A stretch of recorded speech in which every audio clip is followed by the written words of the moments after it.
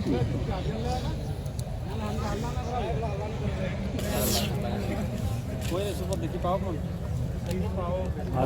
لله نحمده ونستعينه ونستغفره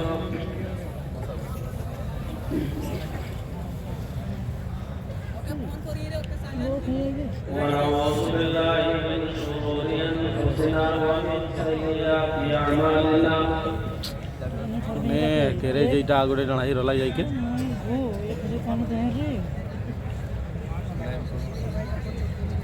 من يهده الله فلا مضل له ومن يضلل فلا هادي له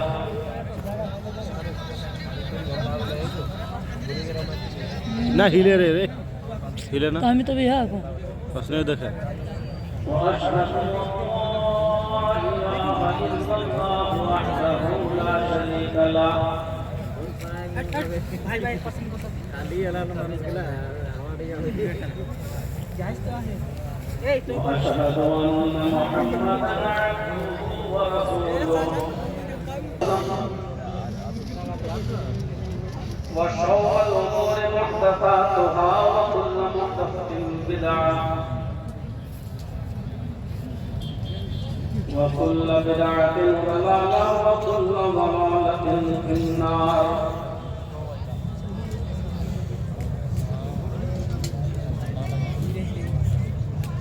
أعوذ بالله من الشيطان الرجيم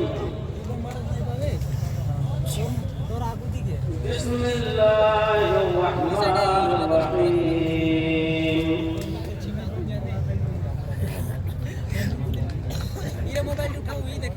يا أيها الذين آمنوا توبوا إلى الله توبة نصوحا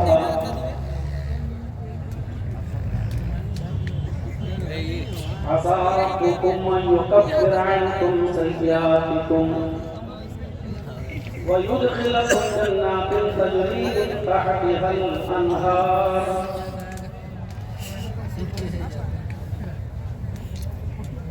رب اشرح لي صدري ويسر لي أمري واحلل عقدة من لساني يفقهوا قولي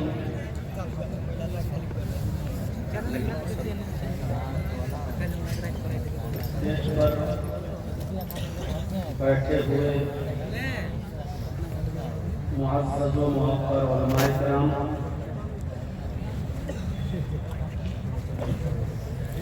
اور مدرسے کے صدر و سیکریٹری اور اراکین و ممبران و ذمہ داران اور اسی طریقے سے جلسہ کمیٹی کے صدر و سیکریٹری اور ممبران اور ایمان لمٹیا ڈسٹرکٹ گڈا اور خواتین ماں اور بہنوں نوجوانوں عزیز بچوں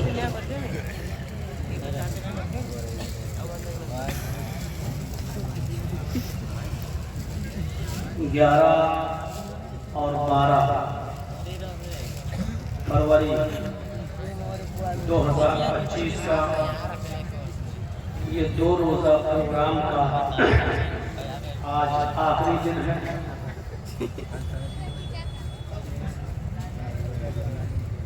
اور اس کی بات کی گئی ہے تو انشاءاللہ اس تاریخ میں حاضری ہوگی. اللہ تبارک و تعالیٰ سے دعا ہے کہ الہ العالمین اس 2 روزہ اجلاس میں جن علماء نے خطاب کیا ہے اپریل کو لگنا جنہوں نے بند و نصاحے سے ہمیں اور آپ کو نوازا ہے روز نوازا جا رہا ہے. دعا ہے کہ الہ العالمین ہم سب کو کہنے والوں کو بھی اور سننے والوں کو بھی عمل کی پوری توفیق عطا فرمائے. جلسے بہت ہوتے ہیں، ہر سال ہوتے ہیں، اور آپ کے لیے سال میں ایک بار ہوتا ہوگا، ہمارے لیے تو ڈیلی کا معاملہ ہے. میں آج بھی آپ کے یہاں ہوں اور کل جس کے کٹیہار میں ہمارا پروگرام ہے، وہاں کا ایک گاؤں ہے حال بیدا، کل وہاں جانا ہے۔ پرسوں نرسوں کے 2 دن کے پروگرام میں مجھے کشن گنج کی طرف جانا ہے۔ 16 تاریخ کا میرا پروگرام دہلی میں لگا ہوا ہے، شیخ اصغر صاحب کے بیٹے اظہر صاحب کے اسکول میں ہمارا پروگرام ہے۔ کہنے کا مقصد یہ ہے کہ جلسے بہت ہوتے ہیں، تقریریں بہت ہوتی ہیں، لیکن اگر ان اجلاس کا رزلٹ دیکھا جائے اور یہ دیکھا جائے کہ ان جلسوں کے کیا اثرات پڑے ہیں سماج پر، سوسائٹی پر، اور اس کا پرسنٹیج نکالا جائے، تو میرے بھائیوں ہمیں صرف آنسو بہانے کے سوا کچھ نہیں ہے۔ ہمارے کان سن سن کر پک چکے ہیں۔ کل جتنے لوگ یہاں آئے تھے، آج سے بہت بڑی تعداد میں، آج سے زیادہ لوگ یہاں بیٹھے ہیں، اور رات کے 2:30 بجے تک بیٹھے ہوئے ہیں، سن بھی رہے ہیں اور سنتے چلے آ رہے ہیں۔ ہمارے کان پک چکے ہیں سن سن کر، لیکن ہم ایک کان سے سنتے ہیں اور دوسرے کان سے والے ہیں۔ نتیجہ سے ایک آدمی گاڑی کے آگے آگے چل رہا تھا اور گاڑی کا ڈرائیور اس کا ہارن دے رہا تھا، بار بار ہارن بجا رہا تھا بار بار، لیکن سامنے والا آدمی گاڑی کے آگے سے ہٹ نہیں رہا، وہ بار بار ہارن بجاتا ہے، لیکن سامنے والا آدمی جو اس گاڑی کے آگے چل رہا ہے وہ چلا جاتا ہے۔ اس کو غصہ آیا کہ کمینے میں کتنی دیر سے ہارن بجا رہا ہوں اور یہ کمینہ ہٹتا ہی نہیں آگے سے، بس چلا جا رہا ہے، راستہ نہیں دے رہا ہے، سائڈ نہیں دے رہا ہے۔ اس نے گاڑی کو ایک جگہ روکا، نکلا اور اس آدمی کو اٹھا کر اس نے ایک تھپڑ مار دیا چہرے پر، گال پر۔ کمینے میں تب سے تجھے ہارن دے رہا ہوں تو ہٹتا ہی نہیں۔ تو اس آدمی نے کہا کہ بھائی مجھے کیوں مارا تم نے؟ کہا اس لیے مارا کہ تم سامنے سے کیوں نہیں ہٹ رہے ہو، ہارن نہیں سن رہے ہو۔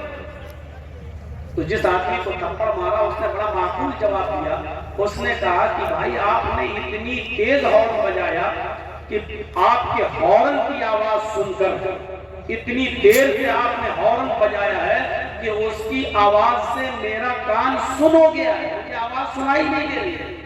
آپ ہارن بجا رہے ہیں، مجھے سنائی نہیں دے رہا، کیونکہ آپ کے ہارن کی آواز سے میرا کان سن ہو گیا ہے۔ یہی کنڈیشن آج کچھ اسی طریقے کی آج ہمارے سماج میں، علماء، مقررین، خطیب جلسوں میں، جمعے کے خطبوں میں آپ کو سمجھا سمجھا کر بول بول کر تھک چکے ہیں اور ہمارے کان بھی سن سن کر پک چکے ہیں۔ کوئی فرق نہیں پڑتا، جیسے ہارن بجانے والے کے ہارن سے آگے چلنے والے آدمی کے اوپر کوئی فرق نہیں پڑ رہا تھا، اسی طریقے سے ہمیں بھی ان علماء کی، ان خطیبوں کی اور ان مقررین کی باتوں کا کوئی اثر نہیں پڑتا ہے، ہمارے کان بھی پک چکے ہیں سن سن کر۔ میرے پیارے ساتھیوں، جیسے انگریزی بیماریوں میں ایک بیماری ہے جس کا نام ہوتا ہے ڈائریا، وہ آپ نے سنا ہوگا۔ ڈائریا جب کسی کو ہوتا ہے تو اس کو لوز موشن ہو جاتے ہیں، ایک دن میں 10-10, 12-12, 15-15, 20-20 لیٹرینیں اس کو پانی کی طرح ہوتی ہیں۔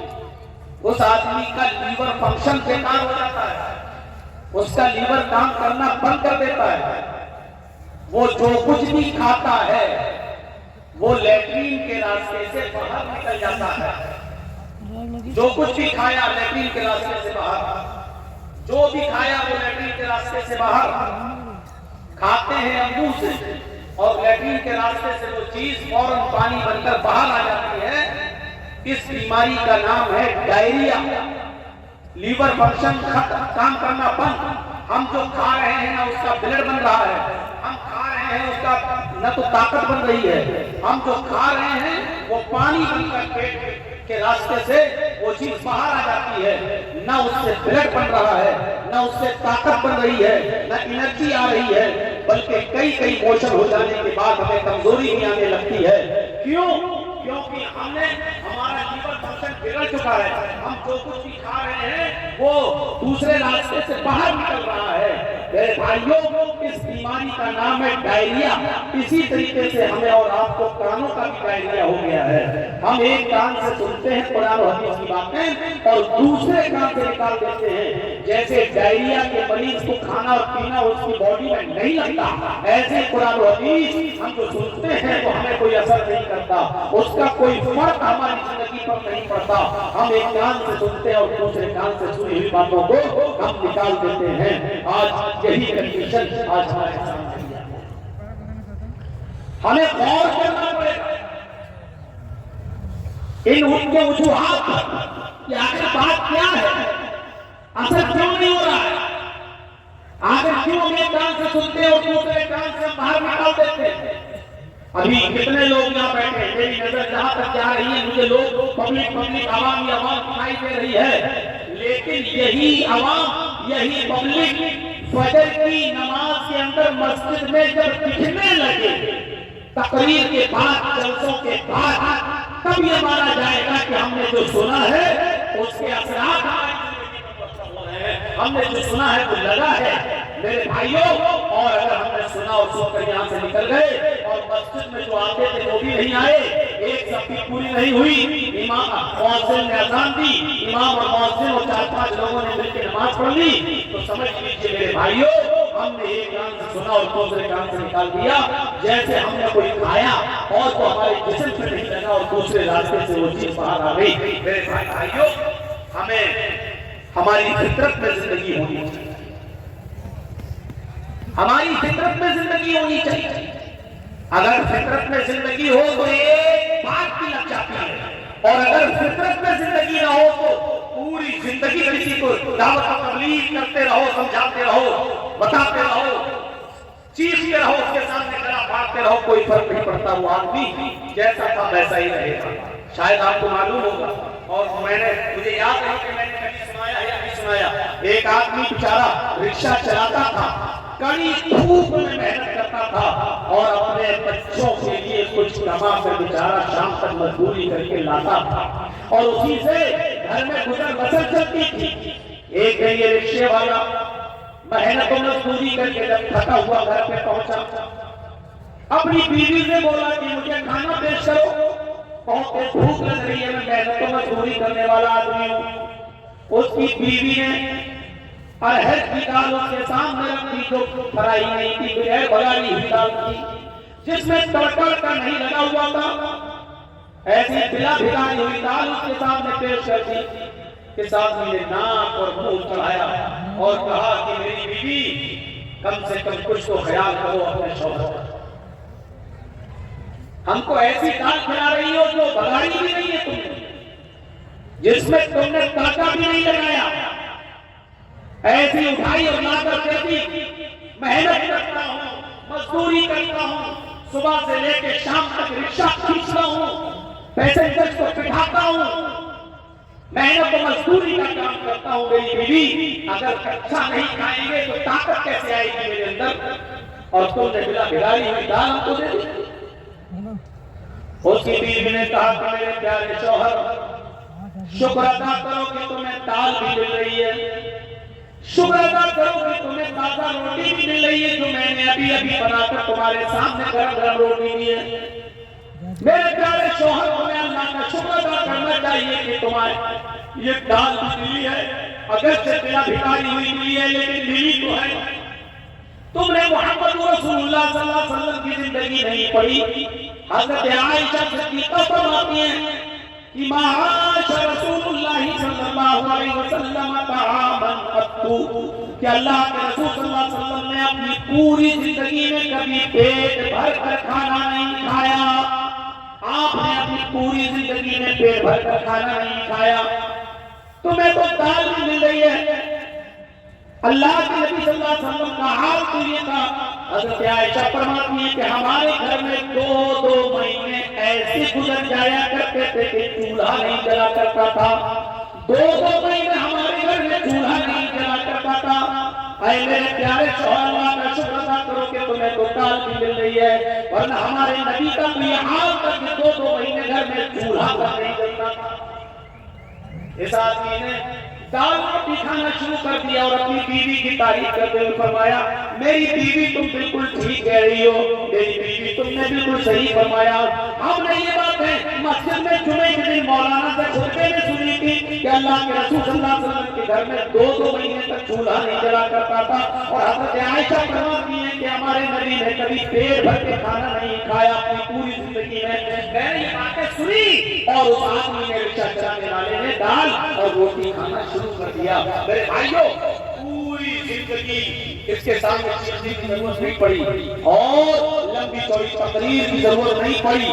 اس کی بیوی نے صرف اس کو ایک حدیث سنائی، اللہ کے نبی کی زندگی کا ایک معمول بتایا اور آپ کی زندگی کے حالات بتائے، اس آدمی نے کھانا شروع کر دیا۔ میرے بھائیوں اگر ہمیں عمل کرنا ہو تو کسی مولانا کی ایک بات کافی ہے ہماری زندگی میں ہمارے دل کو اثر کرنے کے لیے اور ہماری زندگی میں عمل کرنے کے لیے، اور اگر ہمیں عمل نہ کرنا ہو تو پوری زندگی خطبے دیتے رہو، پوری زندگی جلسے کرتے رہو، پوری زندگی تقریر کرتے رہو، کوئی اثر نہیں پڑے گا۔ خود اگر مجھ سے کوئی پوچھے تو تقریباً 24-25 سال کا عرصہ تو ہو چکا ہے۔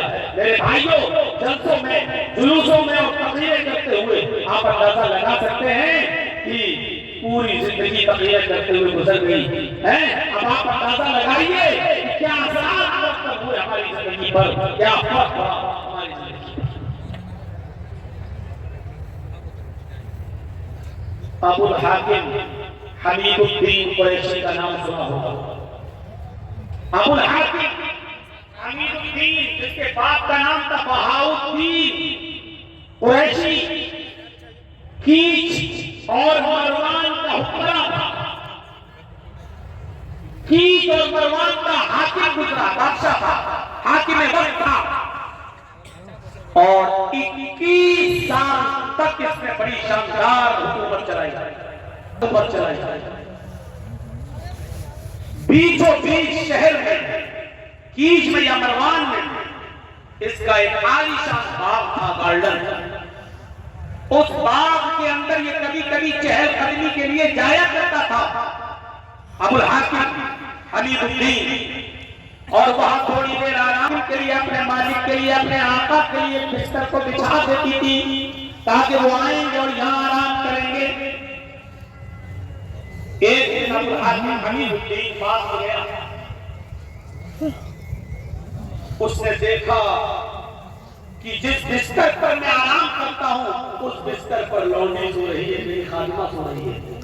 اس نے دیکھا لونڈی جو تھی، اس کی خادمہ جو تھی، اس نے سوچا کہ ہم روزانہ اس کا بستر بچھاتے ہیں، نرم گرم بستر، پھول بھی اس پر ڈالتے ہیں، دیکھیں اس نرم گرم بستر پر تھوڑی دیر لیٹ کر دیکھتے ہیں امیروں کا بستر کیسا ہوتا ہے، حاکم وقت کا بستر کیسا ہوتا ہے، دیکھیں اس پر لیٹنے میں کیسا محسوس ہوتا ہے۔ اس ابو الحاکم نے حمید الدین کے بستر پر تھوڑی دیر کے لیے لیٹ گئے، یہ سوچ کر کہ دیکھیں بستر کیسا ہوتا ہے۔ جیسے وہ لیٹی اور اس کو نیند آ گئی، ابو الحاکم حمید الدین کے بستر پر جب یہ لونڈی لیٹتی ہے تو اس کو نیند آ گئی، اور جیسی نیند آئی حمید الدین وہاں پہنچ جاتا ہے۔ اس نے دیکھا کہ میرے بستر پر یہ لونڈی لیٹی ہوئی ہے، اس نے چابک اٹھایا، اس نے کوڑا نکالا اور اس نے ایک کوڑا اپنی لونڈی کو مار دیا۔ کوڑا چمڑے کا ہوتا تھا، لکڑی میں ڈنڈے میں لاٹھی میں چمڑے کا چمڑا لگا رہتا تھا، چمڑے کا ایک کوڑا بڑی تیز لگتا ہے، اس نے اس کی پیٹھ پر مارا۔ اس لونڈی نے اس چمڑے کے کوڑے کی تکلیف محسوس کی اور اٹھ جاتی ہے، اٹھتی اور سیدھے اپنے کپڑوں کو سمیٹتی اور سیدھے کھڑی ہو جاتی ہے اور کہتی ہے سوری مجھے معاف کر دیجیے، میں اس بستر پر سونا نہیں چاہتی تھی، میں تو صرف لیٹ کر دیکھنا چاہتی تھی کہ دیکھیں اس بستر پر کیسا لگتا ہے، جس بستر پہ آپ روزانہ آرام کرتے ہیں، میں یہ دیکھنا چاہتی تھی کہ اس بستر پر لیٹنے میں کیسا محسوس ہوتا ہے، میں جیسے ہی لیٹی مجھے نیند آ گئی، مجھے معاف کر دو۔ ابو الحاکم نے کہا حمید الدین میں نہیں، سزا ملے گی، تیری ہمت کیسے ہے بستر پر لیٹنے؟ اپنے آقا کے، اپنے مالک کے بستر پر ایک معمولی اور 2 کوڑی کی لڑکی تو لیٹے گی اس پر؟ اس نے اس لڑکی کو، اس لونڈی کو کھڑا کر دیا، ایک کوڑا کو مار چکا تھا اس نے، ایک ایک کر کے 9 کوڑے اور مارے. دوسرا کوڑا مارا اس لونڈی کی کھال چھل گئی. تیسرا کوڑا مارا کھال اور پھٹ گئی. چوتھا کوڑا مارا پوری چمڑی لال پڑ گئی. پانچواں کوڑا مارا خون گرنے لگا. چھٹا اور ساتواں کوڑا بھی مارا خون کے قطرے زمین کے اوپر گرنے لگے اور اس لونڈی کے کپڑے لال ہونے لگے. لیکن اس لونڈی نے ہمت باندھ لی. یہ ایک ایک کوڑا مارتا جاتا اور وہ مسکراتی جاتی. اس نے ایک اور کوڑا مارا وہ اور تیز مسکرائی. اس نے ایک اور کوڑا مارا تو وہ اور تیز مسکرائی. جب یہ 10 کوڑے مار چکا تو کہنے لگا اے لونڈی میں تجھے سزا دینے کے لیے مار رہا ہوں, تجھے تکلیف دینے کے لیے تجھ پر چوٹ پر چوٹ کر رہا ہوں اور کوڑے پہ کوڑا بچا رہا ہوں اور تو ہنس رہی ہے. کیا بات ہے, تجھے تکلیف نہیں ہو رہی ہے؟ اس لونڈی نے جواب دیا کہ مجھے تکلیف تو بہت ہو رہی ہے. ہر کوڑے کی تکلیف مجھے ہو رہی ہے, ہر کوڑے کی تکلیف مجھے ہو رہی ہے, لیکن میں مسکرا رہی ہوں. ابو الحاکم حمید الدین نے پوچھا تم کیوں مسکرا رہی ہو؟ اس نے کہا میں اس لیے مسکرا رہی ہوں کہ کچھ سوچ رہی ہے. حمید الدین نے پوچھا کیا سوچ رہی ہے؟ میں تکلیف دینے کے لیے مر رہا ہوں اور تم مسکرا رہی ہے اور کہہ رہی ہے تکلیف ہو رہی ہے پھر بھی مسکرا رہی ہے. کہاں دیکھ یہ خون کے قطرے دیکھ, یہ زمین پر چمکنے والا لہو دیکھ, میری پیٹھ تو پھل چکی ہے, کھال پھٹ گئی دیکھ. تکلیف نہیں ہو رہی تو یہ سب کیسے ہوا؟ لیکن اس کے باوجود میں کچھ اور سوچ کے ہنس رہی ہوں. ابو الحاکم حمید الدین نے پوچھا وہی تو میں سننا چاہتا ہوں, کیا سوچ کے ہنس رہی ہے؟ اس نے کہا میں یہ سوچ کر ہنس رہی ہوں کہ تھوڑی دیر میرے بستر پر لیٹ گئی تو تیری عدالت میں مجھے یہ سزا ملی, تھوڑی دیر میں تیرے بستر پر سو گئی, تھوڑی دیر میں نے آرام کر لیا تو تیری عدالت میں مجھے یہ سزا ملی. میں تیرے بارے میں سوچ رہی ہوں کہ تو پوری زندگی عیش و آرام میں رہا ہے, تو پوری زندگی آرام سے سوتا ہے, تجھے تو کبھی تکلیف ہی نہیں ہوتی. جب تھوڑی دیر سونے میں تیری عدالت میں یہ تکلیف ہے, جب تھوڑی دیر آرام کرنے کی اور آرام سے سونے کی تیری عدالت میں یہ سزا ہے, تو اللہ کی عدالت میں اس آدمی کی سزا کیا ہوگی جو پوری زندگی عیش و آرام میں سوتا ہے, جس کو کبھی کوئی تکلیف نہیں پہنچتی, اس کی سزا اللہ کی عدالت میں کیا ہوگی؟ میں تیرے بارے میں سوچ رہی ہوں کہ اللہ کی عدالت میں تیری سزا کیا ہوگی. حمید الدین ابو الحاکم نے اس کوڑا زمین پر پھینکا. اس لونڈی سے کہا جا میں نے تجھے آزاد کر دیا, جا آج کے بعد تو میری غلامی سے تیری لونڈیت سے نکل گئی, میں نے تجھے آزاد کر دیا, جا تجھے کہاں جانا ہو, آج کے بعد تو میری لونڈی نہیں. اور اس کے بعد میں حکومت چھوڑی, حکمرانی کو خیر آباد کہہ دیا, استعفیٰ دے دیا اور علماء کی صحبت میں چلا گیا. بہت بڑا داعی بن گیا, بہت بڑا مبلغ بن گیا, لوگوں کو دعوت و تبلیغ کا فریضہ انجام دینے لگا, لوگوں کو اللہ اور اس کے رسول کی باتیں بتانے لگا. اور ابو الحاکم حمید الدین کا انتقال جب ہوا تو وہ نامی کی موت مرا, آج تک پتہ نہیں چلا گیا ابو الحاکم کو حمید الدین کو دفن کیا گیا. پھر اس نے شہرت چھوڑ دی, نام کے لیے جینا چھوڑ دیا اور دعوت و تبلیغ کا فریضہ انجام دینا شروع کر دیا, اور پوری زندگی پھر گمنامی کی زندگی کیا. اس پورے واقعے کو بتانے کا مقصد میرا صرف یہ ہے, کوئی لمبی چوڑی تقریر نہیں ہوئی تھی, بہت زیادہ اس کے سامنے باتیں نہیں رکھی گئی تھی, صرف اس لونڈی نے اتنا کہا تھا کہ اگر تھوڑی دیر آرام کرنے کی سزا تیری عدالت میں میری یہ ہے تو تیری سزا اللہ کی عدالت میں کیا ہوگی جو پوری زندگی ہے جو آرام کے ساتھ رہا. ابو الحاکم کو حمید الدین کو اثر کر جاتی ہے اور وہ نیک بن جاتا ہے, متقی بن جاتا ہے, پرہیزگار بن جاتا ہے, اور اس نے اپنی زندگی کے اندر ایک انقلاب پیدا کر لیا ہے اور وہ نامی کی زندگی جیتا ہے, اور کب مرتا ہے پتہ نہیں چلتا. فطرت میں زندگی ہو وہ ایک جملہ کا, اور فطرت میں زندگی نہ ہو تو پوری زندگی جیتے رہو, چلاتے رہو. بتایا نا کل بتایا تھا نا ابو طالب کا واقعہ, اللہ کے رسول پوری زندگی کہتے رہے چچا کلمہ پڑھ لو, اور آخری وقت بھی کہا قل یا عمی لا الہ الا اللہ فی اذنی, آئے میرے چچا میرے کان میں کہہ دو لا الہ الا اللہ. لیکن اللہ ابو طالب کو کلمہ نصیب نہیں ہوا, فطرت میں زندگی نہیں تھی کہ کلمہ کے دنیا سے رخصت ہو گیا اور جہنم کا مستحق ہو گیا۔ میرے پیارے ساتھیوں تصور کرو، فطرت میں زندگی ہو تو ایک جملہ کافی ہوتا ہے، ایک لفظ کافی ہوتا ہے، اور پوری زندگی کے دل میں بٹھانے کے لیے اور پوری زندگی پہ عمل کرنے کے لیے۔ آج ہمارے پاس کہاں ہے نیکی؟ ہے کوئی محاسبہ کرتا تو نیکیوں کا؟ چھوٹی سے چھوٹی نیکی کو بھی حقیر مت سمجھو، چھوٹی سے چھوٹی نیکی کو بھی حقیر مت سمجھو۔ قرآن پڑھیے، اللہ رب العالمین فرماتا ہے فَمَن يَعْمَلْ مِثْقَالَ ذَرَّةٍ خَيْرًا يَرَهُ وَمَن يَعْمَلْ مِثْقَالَ ذَرَّةٍ شَرًّا يَرَهُ۔ اگر ذرہ برابر کی نیکی کرو گے تو اس کو بھی تم اپنے رب کے نام، اپنے نام اعمال میں دیکھ لو گے، ذرہ برابر کی برائی کرو گے تو اس کو بھی تم اپنے نام اعمال میں دیکھ لو گے۔ چھوٹی سے چھوٹی نیکی کو بھی حقیر مت سمجھو، اس میں کیا ہو جائے گا؟ کل میں نے بتایا تھا چھوٹی سے چھوٹی نیکی، راستے سے گزر رہے ہیں پتھر پر ہٹا دو، کانٹا پر ہٹا دو، یہ نہ سمجھو یار یہ کوئی نیکی ہے۔ چھوٹی سے چھوٹی نیکی کو بھی حقیر مت سمجھو۔ اللہ کے رسول ایک مرتبہ خطبہ دے رہے ہیں اور عورتوں کو مخاطب کر کے کہہ رہے ہیں یا معاشر النساء، اے عورتوں کی جماعت، اے مستورات، اے عورتوں، تم اپنے گھر میں، تم اپنے گھر کے پڑوس میں رہنے والی کسی پڑوسن کو صدقہ اور خیرات کرنے میں کبھی حقارت محسوس مت کرنا۔ تم اپنے گھر کے پڑوس میں رہنے والی پڑوسن کو صدقہ اور خیرات کرو، اگرچہ کچھ بھی دینے کے لیے نہ ہو، کوئی بکری کا کھر ہی دے دیا کرو، بکری کا کھر ہی کیوں نہ ہو۔ بکری کا کھر، بکری جس سے چلتی ہے یہ پیر کا یہ نیچے والا حصے کو کھر کہا جاتا ہے نا، یہ عرب کے اندر سب سے گھٹیا چیز مانی جاتی تھی، سب سے کمتر چیز سمجھی جاتی تھی۔ تو اللہ کے نبی صلی اللہ علیہ وسلم کہہ رہے ہیں کہ اے عورتوں، اپنے پڑوسوں کو صدقہ اور خیرات کرو، اگرچہ بکری کا کھر ہی کیوں نہ ہو، بکری کا کھر بھی تمہیں دینا پڑے مجھے، صدقہ اور خیرات کرو۔ دو لوگوں کو صدقہ اور خیرات کرو، اس نیکی کو حقیر مت سمجھو۔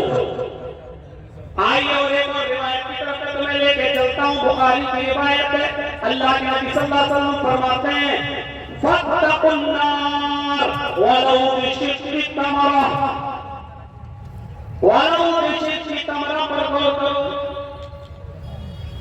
فَاتَّقُوا النَّارَ، لوگوں تم اپنے آپ کو جہنم سے بچاؤ، اپنے آپ کو جہنم سے بچاؤ، آگ سے بچاؤ، دوزخ سے بچاؤ۔ کیسے بچاؤ؟ وَلَوْ بِشِقِّ تَمْرَةٍ، اگرچہ تمہیں کھجور کا ٹکڑا ہی دینا پڑے اس کو بھی اللہ کے راہ میں صدقہ و خیرات کرو۔ کھجور تو بڑا ہو گیا، یہ کھجور ہے، یہ کھجور نہیں ہے تمہارے پاس، آدھا کھجور ہے یا اس کا ایک ٹکڑا ہے تمہارے پاس، چوتھائی حصہ، 1/4 ہے، 1/4 کھجور، ایک کھجور کا بھی چوتھائی حصہ ہے آپ کے پاس۔ اللہ کے نبی کہہ رہے ہیں کہ اگر وہ بھی تمہارے گھر پہ رکھا ہے، فاضل ہے، تو وَلَوْ بِشِقِّ تَمْرَةٍ، تو وہ بھی کسی نہ کسی غریب کو یا غریب کے بچے کو دے دو، کھلا دو اس کو، اپنے آپ کو جہنم سے بچاؤ۔ کھجور کے ٹکڑے کی حیثیت کیا ہے؟ کوئی آپ کی کھجور کا ٹکڑا دے، اپنا کھجور دے دے گا۔ اللہ کے نبی کہہ رہے ہیں کھجور کو چھوڑو، وَلَوْ بِشِقِّ تَمْرَةٍ، اگر تمہارے پاس کھجور کا ٹکڑا ہی ہو تو اس کو بھی دے دو۔ یعنی اس نیکی کو بھی اپنی طرف سمجھو، ارے یار کیا ہے میرے پاس، یہ کس کا کیا ہو جائے گا، ایک کھجور کا ٹکڑا دیں گے تو اس کا کیا پیٹ بھر جائے گا بیچارے کا، کیا بھرے گا؟ نہیں، اللہ کے نبی اکسا رہے ہیں، بہار رہے ہیں، اگر تمہارے پاس کھجور کا ٹکڑا ہو تو تم اس کو بھی صدقہ و خیرات کر کے اپنے آپ کو جہنم سے بچاؤ۔ فَاتَّقُوا النَّارَ وَلَوْ بِشِقِّ تَمْرَةٍ، اپنے آپ کو دوزخ سے جہنم سے بچاؤ، اگرچہ تمہارے پاس کھجور کا ٹکڑا ہی کیوں نہ ہو، اور خیرات کرنے کرو۔ وہ حدیث یاد ہے نا، بخاری کی حضرت عائشہ فرماتی ہے کہ میرے پاس ایک مانگنے والی آئی، جاءتنی سائلہ، میرے پاس مانگنے والی آئی، وَمَعَهَا صَبِيَّانٌ، اس کے ساتھ دو چھوٹے چھوٹے بچے تھے، مانگنے لگی، میرے پاس ایک کھجور تھی، میں نے وہ کھجور لا کر اس عورت کو دے دیا، اس کھجور نے اس کے دو ٹکڑے کر دیے، ایک ٹکڑا اس بچے کو دے دیا، ایک ٹکڑا اس بچے کو دے دیا، ایک ٹکڑا اس بچے کو دے دیا، دیا، ایک ٹکڑا اس بچے کو دے دیا اور اپنا خود نہیں کھایا. ان دونوں بچوں نے آدھی کھجور کھا لی اور چلی گئی وہ عورت اپنے بچے کو لے کر. بچوں کو اللہ کے نبی صلی اللہ علیہ وسلم جب گھر میں آئے تو حضرت عائشہ نے پورا منظر بیان فرمایا. تو اللہ کے نبی صلی اللہ علیہ وسلم نے فرمایا وجبت علیہ الجنہ. عائشہ جو عورت اپنے بچوں کے کھانے پینے کی آزمائش میں مبتلا کر دی گئی، جو اپنے بچوں کی پرورش میں آزمائی گئی اور اس آزمائش میں پوری اترتی ہے، اس عورت کے اوپر جنت واجب ہے. یعنی اس عورت نے خود بھوکا رہ کر اپنے بچوں کو آدھی کھجور دے دی، اپنے بچوں کو چولہے دے دیے کھجور کے، خود بھوکی رہ گئی. اللہ تعالیٰ نے اس عورت پر جنت واجب کر دی. یعنی اس عورت کے اوپر جنت فرض ہو گئی، جنت واجب ہو گئی. اور یہ کھجور کا ایک کھجور بھی وہی دے دی. اب آپ کہو ایک کھجور کیا ہوتا ہے؟ نہ اور کا پیٹ بھرا نہ بچوں کا، لیکن حضرت عائشہ نے ایک کھجور کی وہی دی. مسلم شریف کی حدیث میں 3 کھجوروں کا ذکر ہے. ایک کھجور اس عورت، 3 کھجور حضرت عائشہ نے اس عورت کو دے دی. اس عورت نے ایک کھجور اس بچے کو دے دی، ایک کھجور اس بچے کو دے دی اور ایک کھجور اپنے کھانے کے لیے رکھ لی. بچوں نے اپنی اپنی کھجوریں کھا لی اور ماں جب کھجور کھانے لگی تو بچے اپنی ماں کی کھجور پر جھپٹ پڑے. ماں کو رحم آ گیا. ماں نے دیکھا کہ بیٹوں نے میرے بچوں نے اپنی اپنی کھجوریں کھا لی لیکن ابھی بھوکے. تو ماں نے اپنی کھجور نہیں کھائی بلکہ اس کھجور کے 2 ٹکڑے کر کے آدھی اس کو دے دی، آدھی اس کو دے دی. اور ان بچوں نے یہ آدھی کھجور بھی کھا لی اور ماں نے خود کچھ نہیں کھایا. جب حضرت عائشہ نے یہ منظر اللہ کے نبی کو بتایا تو اللہ کے نبی کی آنکھوں میں آنسو آ گئے اور روتے ہوئے فرمایا وجبت علیہ الجنہ. اس عورت نے اپنے اوپر جنت واجب کر.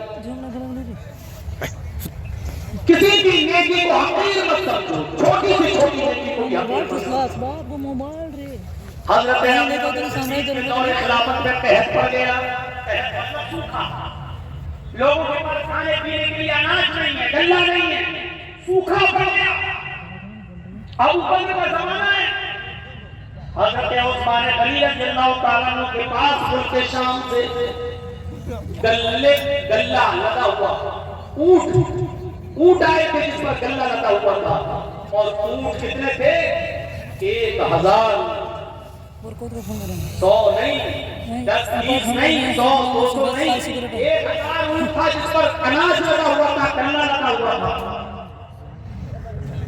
جب مدینے کے تاجروں کو پتہ چلا کیا عثمان غنی کے پاس 1000 اونٹ ہیں غلے سے لگے ہوئے، تو ان کے پاس آئے اور کہنے لگے اے عثمان کہیں غلے کو بیچو گے؟ حضرت عثمان نے کہا مجھے پروفٹ کیا دو گے، نفع کیا دو گے؟ فرمایا آپ کے 10 روپے کا مال ہم 12 روپے میں لینے کے لیے تیار ہیں.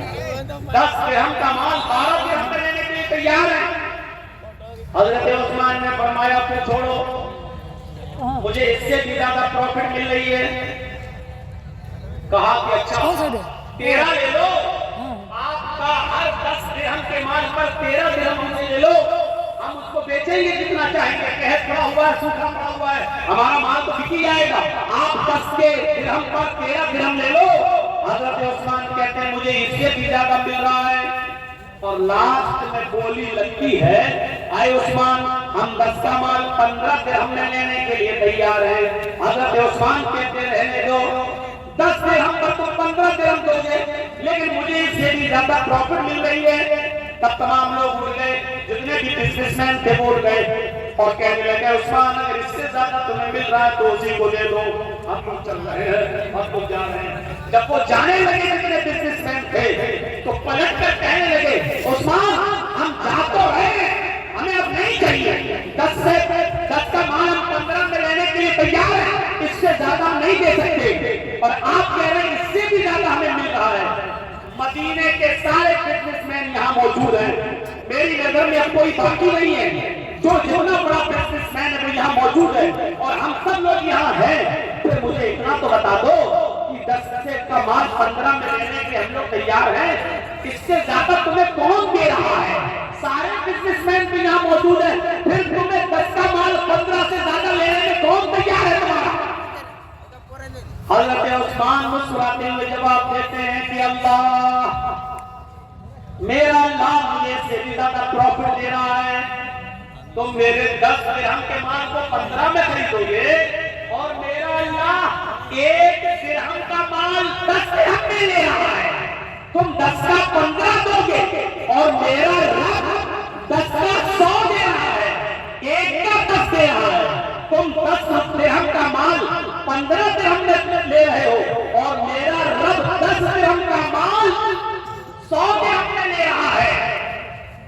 یعنی ہم یہ سارا کا سارا مال 1000 گلے سے لگے ہوئے اونٹوں پر، جو مال لگا ہوا گلہ لگا ہوا اونٹوں پر، ہم یہ سارا کا سارا صدقہ کریں گے، خیرات کریں گے، اللہ کی راہ میں خرچ کر دیں گے، غریبوں اور مسکینوں تک پہنچائیں گے، اور میرا رب ایک درہم کا مال کا ثواب مجھے 10 گنا دے گا، 10 گنا دے گا، یعنی 10 درہم کا ثواب ہمیں 100 درہم کے برابر دے گا۔ 1000 گلے سے لگے ہوئے اونٹوں کے صدقے کا ثواب 10 گنا بڑھا کر، اب بہت تو 1000 کا 10 گنا بڑھا دو تو 10,000 گلے سے لگے ہوئے اونٹوں کا صدقہ کرنے کا ثواب ہمیں ملے گا۔ اس لیے آپ چاہیے ہمیں آپ کو مال نہیں بیچنا ہے۔ میں نے کہا چھوٹی سی چھوٹی نیکی کو بھی حقیر مت سمجھو۔ دیکھو حضرت عثمان غنی کو 10 کا 15 مل رہا تھا، لیکن اس کے باوجود غریبوں میں اور مسکینوں میں سارا کا سارا مال لٹا دیا، خرچ کر دیا، فی سبیل اللہ دے دیا۔ دیکھو یہاں پر مدرسوں کے لیے، تعاون کے لیے کتنا منانا پڑتا ہے، کتنے جھانسے دینا پڑتے ہیں، کتنا بوتل میں اتارنا پڑتا ہے، تب جا کے 100 روپے اور 200 روپے اور 500 روپے اور 1000 روپے ہماری جیب سے نکلتے ہیں۔ حضرت عثمان غنی کی سخاوت سے سیکھو، 1000 گلے سے لگے ہوئے اونٹ، یہ بھی نکل جاؤ، ایک اونٹ کا مال ہم خرچ کر دیتے ہیں اللہ کے ہاں، نہیں، پورا کا پورا 1000 اونٹ گلے سے لگے ہوئے سب کا صدقہ کر دیا اور سب کا صدقہ و خیرات کر دیا۔ یہ جذبہ تھا حضرت عثمان غنی کا۔ چھوٹی سے چھوٹی نیکی کو بھی حقیر مت سمجھو۔ حضرت ابوبکر صدیق کے دور خلافت میں، حضرت عمر کا معمول یہ تھا کہ رات میں اٹھتے اور تہجد کی نماز پڑھنے کے بعد فجر کی نماز سے پہلے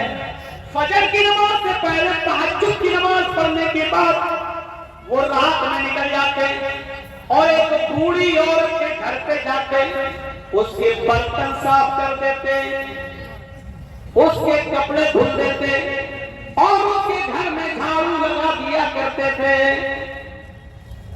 کسی نیکی کو حقیر مت سمجھو۔ حضرت عمر فاروق کا معاملہ دیکھیے گا، کیا کر رہے ہیں؟ تہجد کی نماز پڑھی فجر کی نماز سے پہلے اور پھر چلے گئے، ایک بوڑھی عورت کے گھر گئے، اس کے برتن مانجیے، اس کے کپڑے دھل دیے اور اس کے گھر میں جھاڑو لگا۔ یہ ان کا معمول تھا، روزانہ کیا کرتے تھے؟ ایک دن تہجد کی نماز پڑھتے، فجر کی نماز پڑھتے، گھر میں جب گھسے تو کیا دیکھتے ہیں؟ برتن صاف ہیں۔ کپڑے دھلنا چاہا پوری عورت کے، کیا دیکھ رہے ہیں؟ کپڑے دھلے ہوئے پڑے ہوئے ہیں۔ جھاڑو لی کی جھاڑو سے گھر صاف کرتے تو کیا دیکھتے ہیں؟ گھر میں جھاڑو لگ چکی۔ پوچھا ماں کون تھا؟ یہ آج گھر میں صفائی کیسے ہو گئی؟ کہا بیٹے میں کیا جانوں، میں تو آنکھوں سے اندھی ہوں، نابینا ہوں، مجھے کیا معلوم، میں تو سمجھی کہ تم ہی آئے ہو، برتن تم مانج رہے ہو، جھاڑو تم لگا رہے ہو، کپڑے تم دھل رہے ہو۔ کہا ماں میں نہیں تھا۔ کہا بیٹے مجھے نہیں معلوم کہ کون تھا۔ حضرت عمر فاروق دوسرے دن بھی یہی ٹائم پر آئے تو کیا دیکھتے ہیں؟ دوسرے دن بھی برتن مانجے جا چکے ہیں۔ کیا دیکھتے ہیں کہ دوسرے دن بھی برتن مانجے ختم ہو، برتن مانجے جا چکے ہیں، جھاڑو لگ چکی ہے، کپڑے دھلے ہوئے ہیں۔ حضرت عمر سمجھ گئے، عمر کوئی ہے جو تم سے پہلے آتا ہے، کپڑے دھل جاتا ہے، برتن صاف کر جاتا ہے، کوئی ہے جو تم سے پہلے میرے ساتھ کر جاتا ہے۔ پتہ لگانا چاہیے کہ کون ہے۔ اب حضرت عمر جاسوسی کرنے لگے، چپکے سے دیکھیں کہ کون ہے، تو تہجد کی نماز پڑھ کے آئے اور چپکے سے چھپ گئے گھر کی آگ میں۔ کیا دیکھتے ہیں کہ ایک شخص اپنا چہرہ چھپایا ہوا چادر سے آتا ہے رات کے اندھیرے میں اور اسی بوڑھی عورت کے گھر میں چلا جاتا ہے، برتن مانجتا ہے، جھاڑو لگاتا ہے، کپڑے صاف کرتا ہے، اور اس کے بعد جب وہاں سے نکلتا ہے تو جیسے وہ گھر سے نکلتا ہے حضرت عمر فاروق نے اس کو پکڑ لیا. رکیے اپنا چہرہ بولیے تو کون ہے آپ؟ یہ میرا کام آپ کیسے کرتے ہیں؟ یہ ہاتھ اٹھا لا. اس نے کہا کہ میرا کیا لایا ہے، تم پہلے آ جاؤ سب کر لو، ہم پہلے آ جائیں ہم کر لیں. چہرہ نہیں دکھا سکتا. حضرت عمر نے کہا تمہیں اللہ کا واسطہ چہرہ کھولو، میں دیکھنا چاہتا ہوں کہ مجھ سے بھی پہلے یہ کام کون کرنے آتا ہے. جب اللہ کا راستہ دیا اور جب چہرہ کھولا تو کیا دیکھتے ہیں کہ وہ کوئی اور نہیں، حضرت ابو بکر صدیق رضی اللہ عنہ.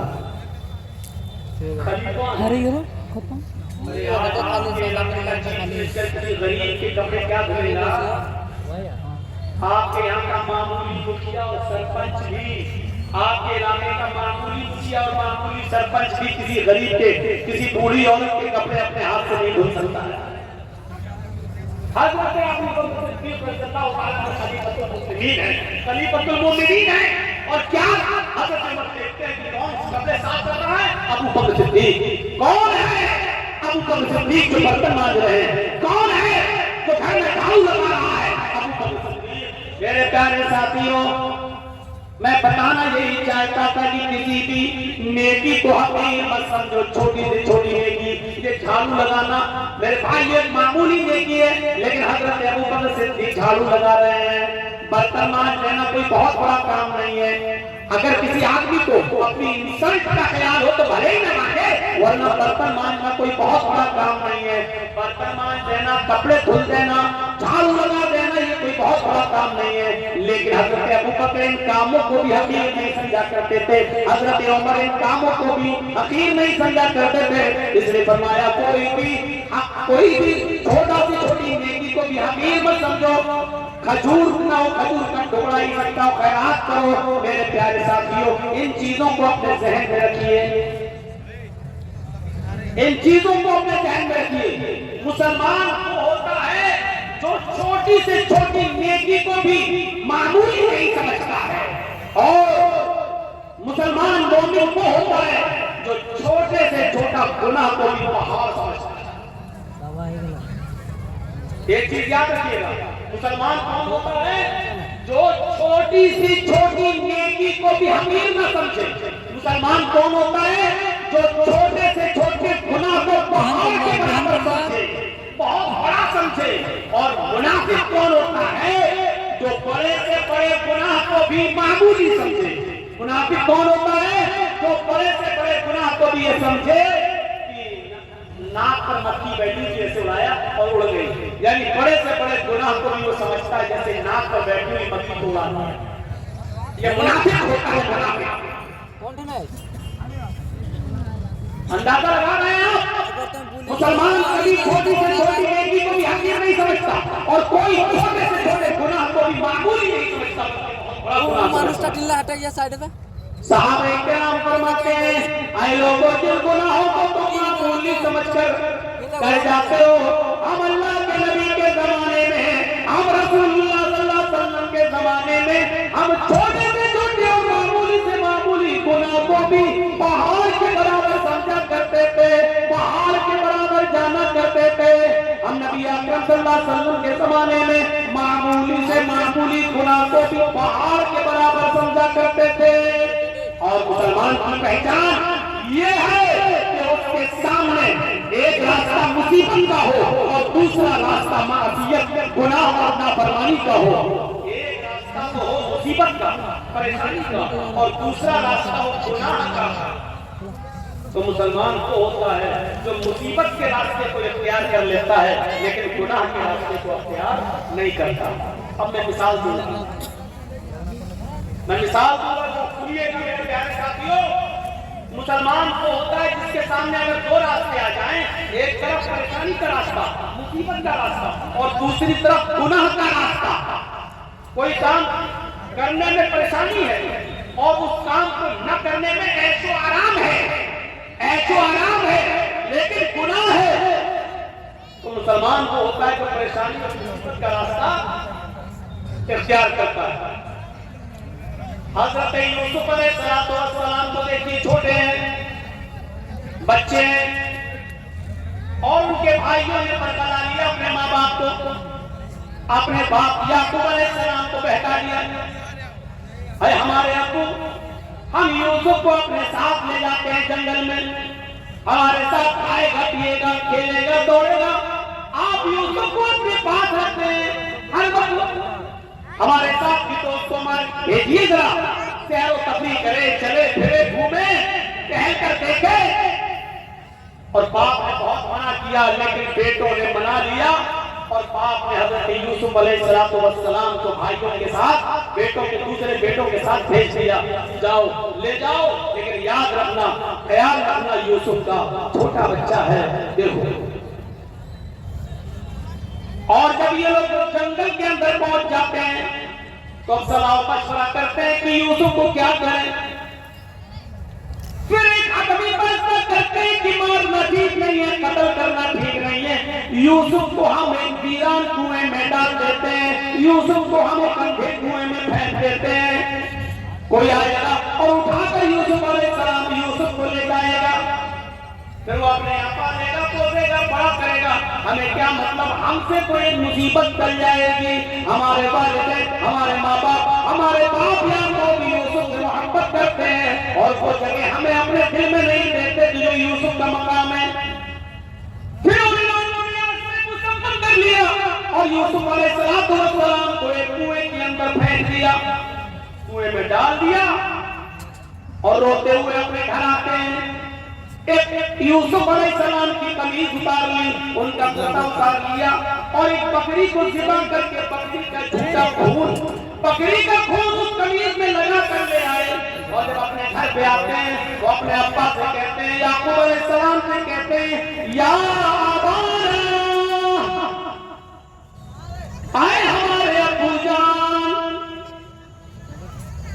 انا ذهبنا نستبق وتركنا يوسف عند متاعنا فأكله الذئب، اے ابو جان ہم یوسف علیہ السلام کو لے گئے اور ہم نے کھیل کود میں لگ گئے، نستبق ہم کھیل کود میں لگ گئے، ہم دوڑ بھاگ میں لگ گئے، وَتَرَكْنَا يُوسُفَ عِندَ مَتَاعِنَا، اور یوسف کو اپنے سامان کے پاس چھوڑ دیا کہ تم اس کی دیکھ ریکھ کرنا، ہم لوگ ادھر ادھر کھیل کود میں لگ گئے، وَأَكَلَهُ الذِّئْبُ، بھیڑیا آیا اور بھیڑیا یوسف علیہ السلام کو کھا گیا، بھیڑیا آیا اور بھیڑیے نے یوسف کو پھاڑ دیا۔ اے ہمارے ابو،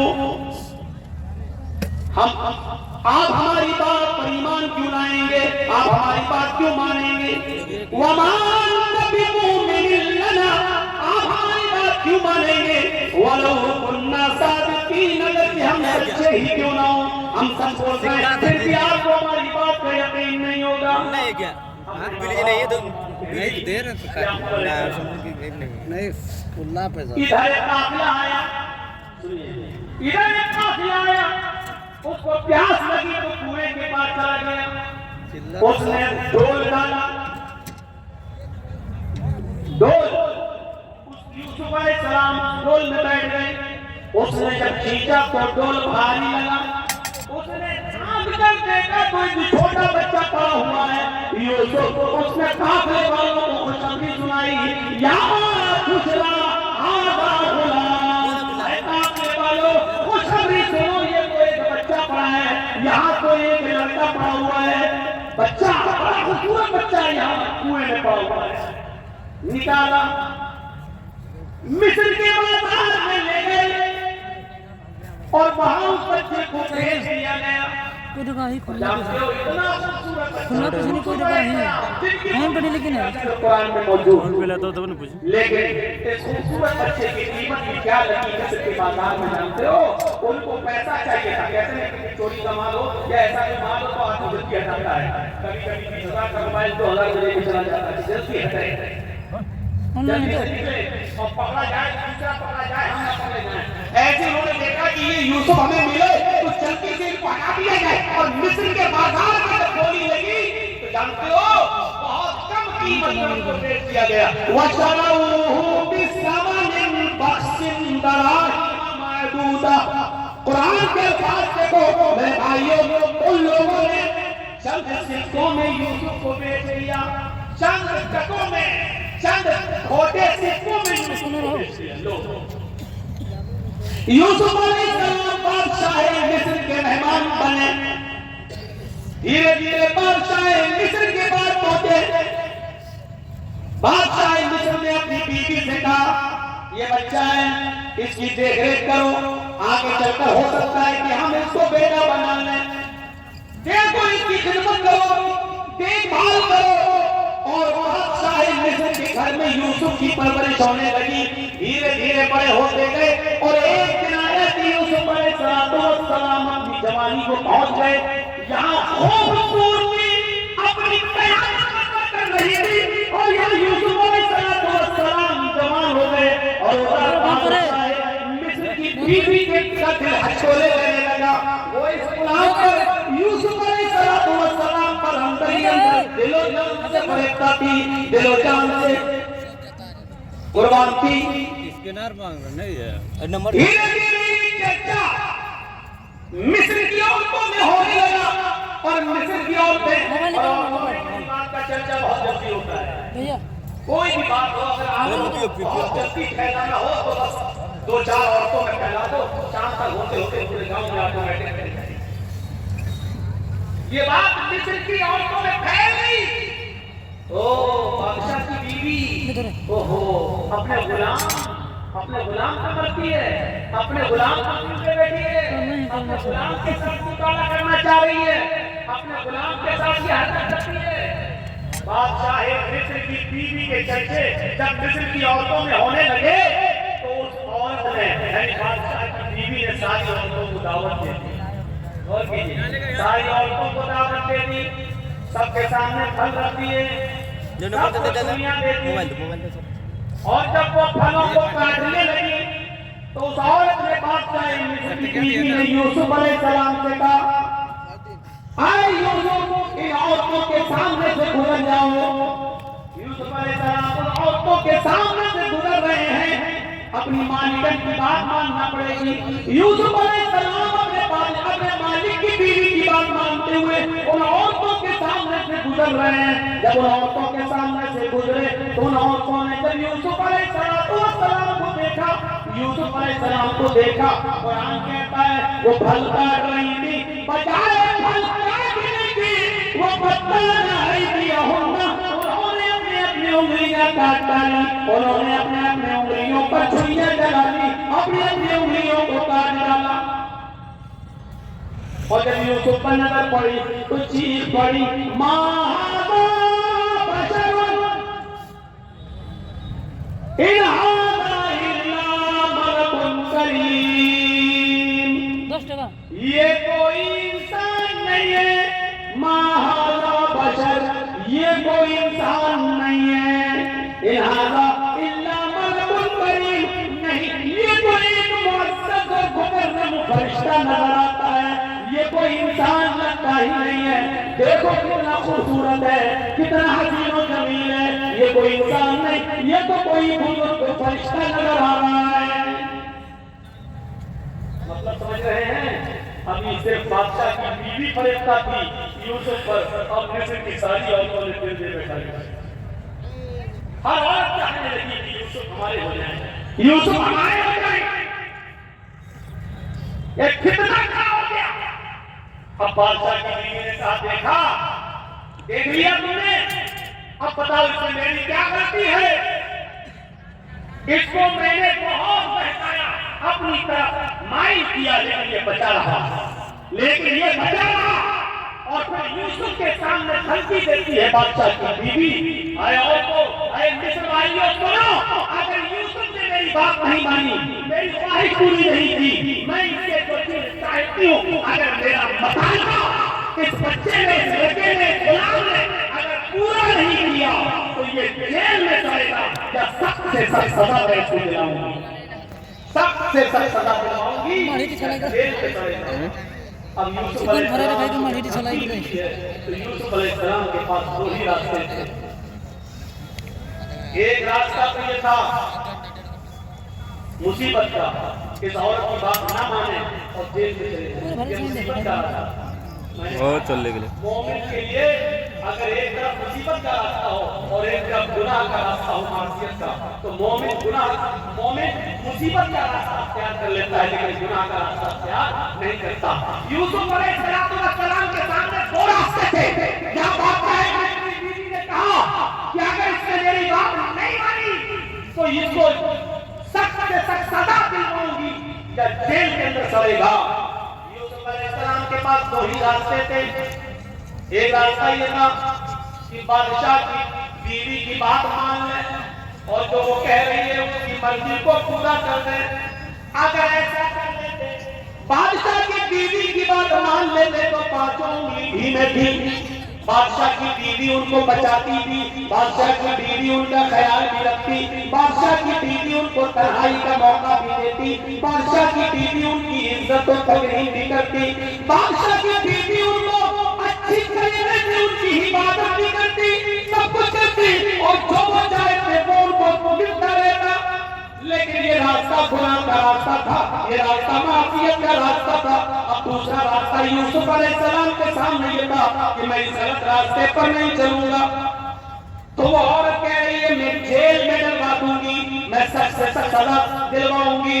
تو یوسف علیہ السلام نے یہ راستہ بدل کر لیا اور نظر آسمان پہ ڈالی اور فرمایا الہ العالمین، اے میرے پروردگار، بادشاہ مصر کی بیوی نے یہ ٹھان لیا ہے کہ میں اس کے ساتھ غلط کام کروں، اور وہ یہ بھی کہہ رہی ہے اگر اس نے میری بات نہ مانی تو میں اس کو سزا دلواؤں گی اور جیل میں ڈلوا دوں گی۔ رب السجن احب الی مما یدعوننی الیہ، اے میرے پروردگار، اے میرے اللہ، اے میرے رب، مجھے جیل میں جانا زیادہ پسند ہے۔ رب السجن احب الی مما یدعوننی الیہ، اے اللہ مجھے جیل زیادہ محبوب ہے، مجھے جیل میں جانا زیادہ پسند ہے۔ بنسبت اس کے جس برے کام کی طرف یہ عورتیں مجھے بلا رہی ہیں اور بادشاہ مصر کی بیوی مجھے چاہ رہی ہے، اس کام کے کرنے سے بہتر اور زیادہ اچھا میرے لیے یہ ہے کہ میں جیل میں چلا جاؤں۔ وَإِلَّا تَصْرِفْ عَنِّي كَيْدَهُنَّ أَصْبُ إِلَيْهِنَّ، اے ہمارے پروردگار، اے ہمارے رب، اگر تو نے مجھے ان کی چالوں سے نہ بچایا، اے اللہ اگر تو نے مجھے ان کی چالوں سے میری حفاظت نہ کی، یہ اور کی چالیں کتنی خطرناک ہوتی ہیں۔ آپ تو اپنے گھر میں پیار و محبت کے جال میں پھنسا کر بلا بھی لیں گی اور آپ کو پھنسوا بھی لیں گی، آپ کو پھنسوا بھی لیں گی۔ تو اسی لیے یوسف علیہ السلام کیا کہہ رہے ہیں؟ وَإِلَّا تَصْرِفْ عَنِّي كَيْدَهُنَّ، اے اللہ مجھے جیل جانا زیادہ محبوب ہے، زیادہ پسند ہے، بنسبت اس کے جس برے کام کی طرف یہ مجھے بلا رہی ہیں۔ اے اللہ اگر تو نے مجھے ان کی چالوں سے محفوظ نہ کیا، اگر تو نے مجھے ان کی چالوں سے نہ بچایا، أَصْبُ إِلَيْهِنَّ، تو میں بھی ان کی طرف چھپ جاؤں گا، میں بھی ان کی طرف مائل ہو جاؤں گا، میں بھی ان کے ساتھ کام کر بیٹھوں گا، وَأَكُن مِّنَ الْجَاهِلِينَ، اور میں جاہلوں میں نادانوں میں سے ہو جاؤں گا۔ اے اللہ میں جاہلوں اور نادانوں میں سے ہو جاؤں گا، اس لیے اللہ مجھے ان کے شر و فتن سے اور ان کی چالوں سے میری حفاظت فرما۔ اس بات کی روشنی میں جو قرآن کی آیت سے میں نے ثابت کیا ہے، کیا پتہ چلتا ہے میرے بھائیو کہ مومن وہ ہوتا ہے جس کے سامنے ایک طرف مصیبت کا راستہ ہو اور ایک طرف گناہ کا راستہ ہو تو وہ مصیبت پر اٹھانا اور پریشانی کو مول لینا یہ زیادہ بہتر سمجھتا ہے، لیکن گناہ کو اختیار نہیں کرتا ہے۔ یہ مومن کی نشانی ہے۔ ہمارے اور آپ کے پاس یہ نشانیاں ہیں کہ ہم مومن ہیں، کہ ہم ایسا کرتے ہیں۔ اس لیے یاد رکھیے میرے ساتھیوں، گناہوں کی دلدل سے بچیے، گناہوں کی دلدل سے بچیے اور اللہ رب العالمین کو پکارتے رہیے، اپنے گناہوں کی توبہ اور معافی مانگتے رہیے کہ اللہ رب العالمین فرماتا ہے قُلْ يَا عِبَادِيَ الَّذِينَ أَسْرَفُوا عَلَىٰ أَنفُسِهِمْ لَا تَقْنَطُوا مِن رَحْمَةِ اللَّهِ، اے محمد صلی اللہ علیہ وسلم میرے بندوں سے کہہ دو یا عبادی الذین اسرفوا علی انفسہم،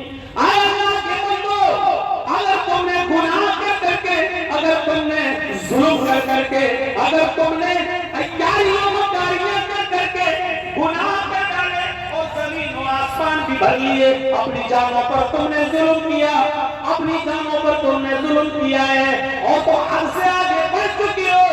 لا تقنطوا من رحمت اللہ, کہہ دو اے اللہ کے بندو, اللہ کی رحمت سے نا امید مت ہو جاؤ, اللہ کی رحمت سے نا امید مت ہو. اللہ رب العالمین تمہارے گناہوں کو اپنی معاف کر دے گا, بشرط یہ کہ تم سچے دل سے توبہ کرو, استغفار کرو. میرے بھائیو, یاد ہے میں نے بھوئی نہیں دے لگ لگ یا ایھا الذین آمنوا توبوا الی اللہ توبۃ نصوحا عسى ربکم ان یکفر عنکم سیئاتکم ویدخلکم جنات تجری من تحتها الانہار. اللہ رب العالمین کیا فرما رہا ہے؟ آئے مسلمانوں, آئے ایمان والو, تم اللہ سے خالص اور سچی توبہ کرو. توبوا الی اللہ توبۃ نصوحا, آئے ایمان والو, تم اللہ سے خالص اور سچی توبہ کرو. خالص اور سچی توبہ کیا ہوتی ہے؟ توبہ نصوحا ہوتی ہے. توبہ کے مفہوم میں یہ دو چیزیں شامل ہیں, تین چیزیں شامل ہیں. اگر کوئی آدمی اللہ سے توبہ کرتا ہے اور یہ تین چیزیں اس کی توبہ میں شامل نہیں ہیں, توبہ نہیں ہے. کوئی گناہ ہو گیا, اللہ توبہ, یہ توبہ نہیں ہے. بہت سے لوگوں کو آپ نے دیکھا ہوگا کوئی گناہ کر بیٹھا, توبہ, یہ توبہ نہیں.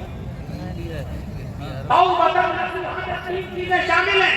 پہلی چیز یہ ہے کہ اگر ہم سے کوئی گناہ ہو رہا ہے تو ہمیں اس پر ندامت ہو, یہ ہم کیا کر رہے ہیں. پہلی چیز, کوئی غلطی ہم سے ہو جائے, کوئی گناہ ہو جائے تو اس پر پہلی چیز کیا, نادم ہونا, شرمندہ ہونا.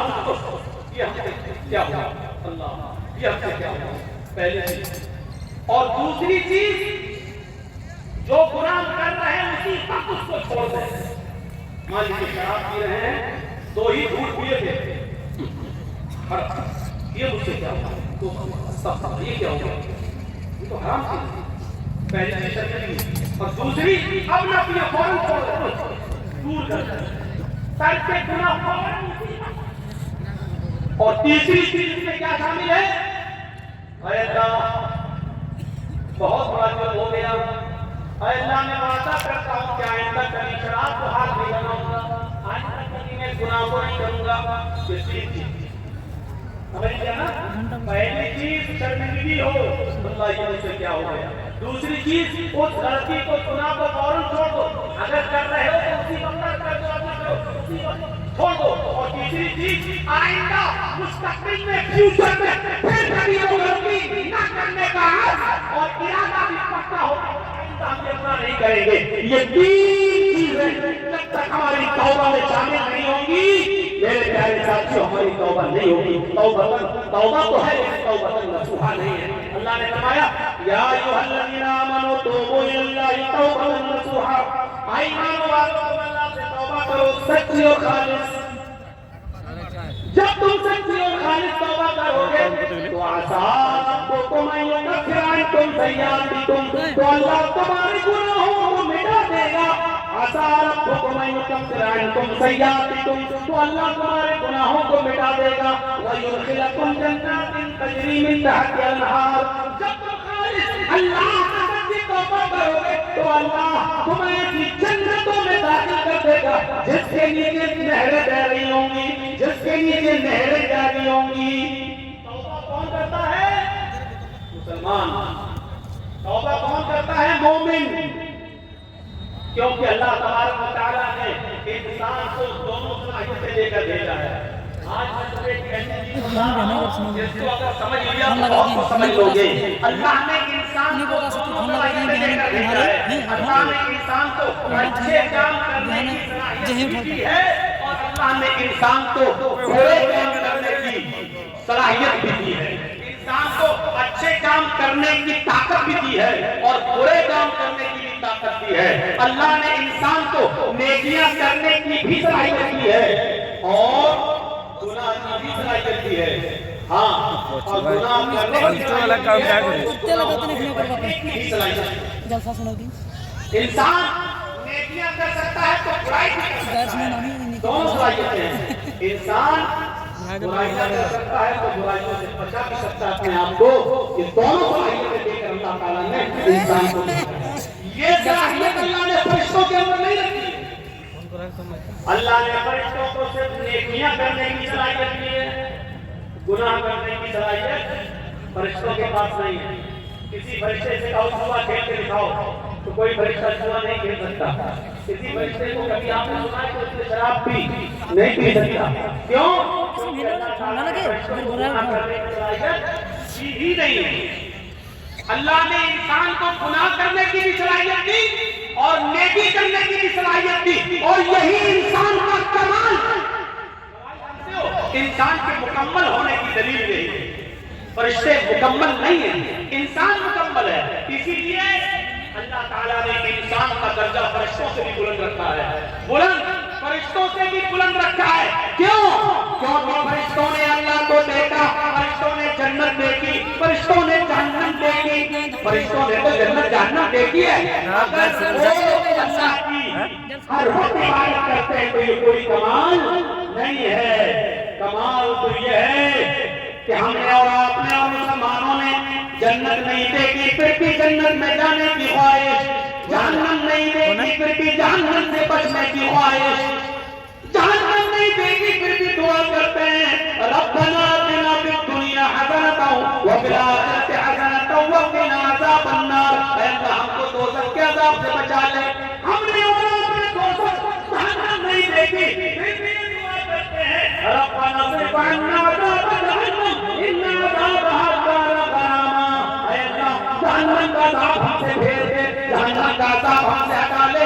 ان عذابها كان غراما, تیرا عذاب بہت ہی زیادہ سخت اور چمکنے والا ہے. ہمیں اور آپ کو یہ دعا کرنا پڑتی ہے. کیوں؟ حالانکہ جہنم دیکھی نہیں ہے. ایک بوڑھا آدمی ہے اور وہ اندھا ہے. ایک اندھا آدمی جا رہا ہے اور راستے سے خوبصورت لڑکی چلی آ رہی ہے, خوبصورت حسین و جمیل, بڑا حسین و جمیل. لیکن ایک اندھا جا رہا ہے, اس بیچارے کو لڑکی دکھائی نہیں دے رہی ہے.